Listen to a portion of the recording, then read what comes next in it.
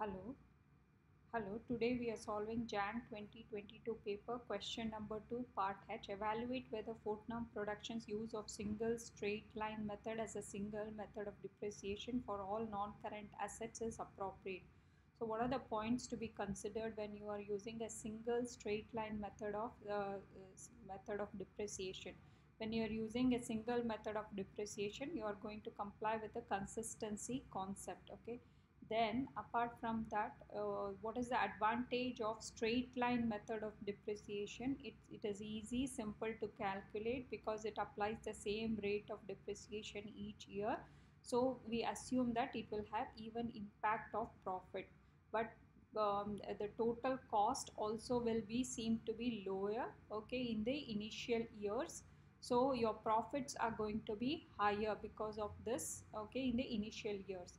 And that's those are the advantages. But however, the disadvantage is, and that means it is more suitable for equipments like building, office equipment, okay, and things like that, asset. Then but however, the disadvantages are, it is not suitable for certain machinery and vehicle which is going to have a lot of wear and tear, okay, and it will incur some maintenance cost in the later years. So in that case, carrying value of the asset is going to be higher than the market value in the initial years, okay, for these buildings and office equipments. And also, so which means that the profit can get distorted, okay, the because it is understated. So you can also, the profit is getting understated,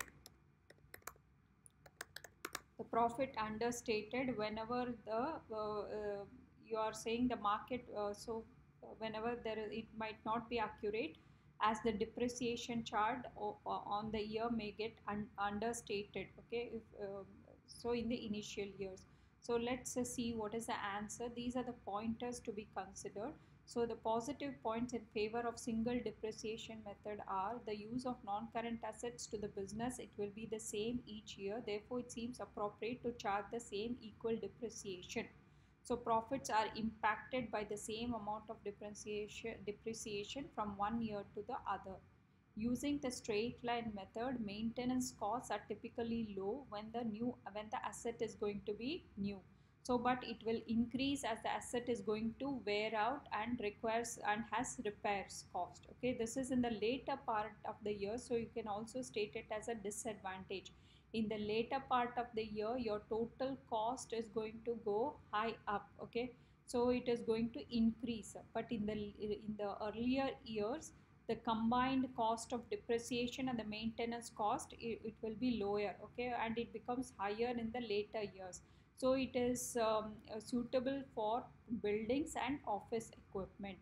And the negative points are, not all non-current assets depreciate at the same rate. Some will lose significant value in the earlier years and less value in the later years, especially electronic equipments. Therefore, it seems appropriate to use a different method for some of the assets. Example, diminishing balance method for motor vehicles and machineries.